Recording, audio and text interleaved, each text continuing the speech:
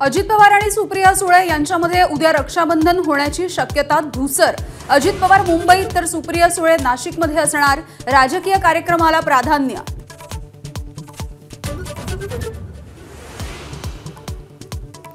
अजित पवारांचे धाकटे पुत्र जय पवार यांचा रोहित पवारांच्या कर्जत जामखेडमध्ये दौरा। विधानसभा कुठून लढायची याबाबत जय संभ्रमात, रोहित पवारांचा टोला।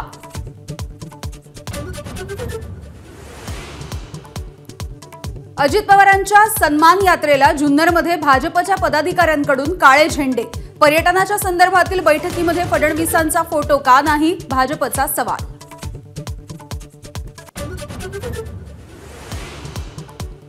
फडणवीसांना महायुती टिकवायची आहे की नाही, भाजप पदाधिकाऱ्यांच्या आंदोलनानंतर राष्ट्रवादीच्या मिटकरींचा सवाल, तर आंदोलनकर्त्यांना ताकीद देण्याच्या तटकरेंच्या सूचना।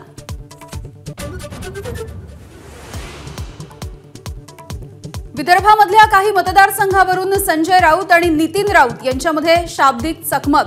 शीशे के घर वाले पत्थर फेंका नहीं करते, नितीन राऊतांचा डायलॉग।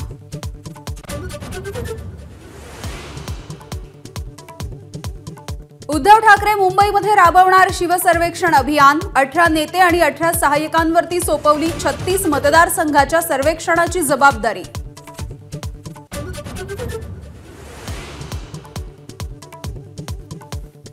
मुलगी निवडणूक लढवायला तयार नाही म्हणून मीच विधानसभा लढणार, दिलीप वळसे पाटलांची स्पष्टोक्ती। पुढली 5 वर्ष दिवस रात्र काम करेन असंही आश्वासन।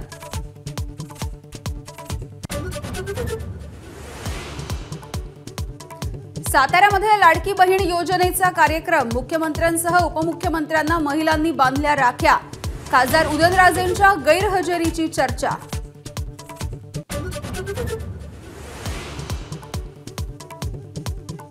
पात्र महिलांना लाभ घेता यावा यासाठी लाडकी बहीण योजनेच्या मुदतीची अट काढा। काँग्रेसचे नेते पृथ्वीराज चव्हाणांची मुख्यमंत्र्यांकडे मागणी।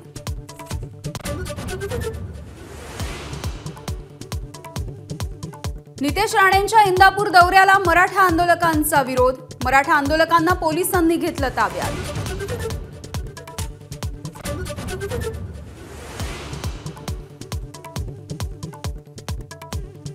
मराठ्यांनी आरक्षण का मागावं, संभाजी भिडे यांचा सवाल। मराठ्यांनी देश चालवायचा सोडून आरक्षण मागत असल्याचंही भिडेंचं वक्तव्य।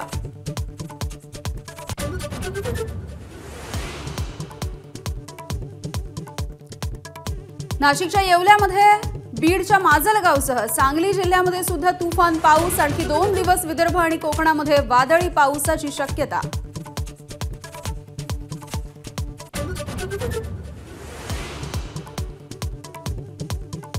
पुण्यामध्येही मुसळधार पाऊस। कात्रज, सिंहगड रोड, शिवाजीनगर परिसरामध्ये जोरदार पावसाची हजेरी।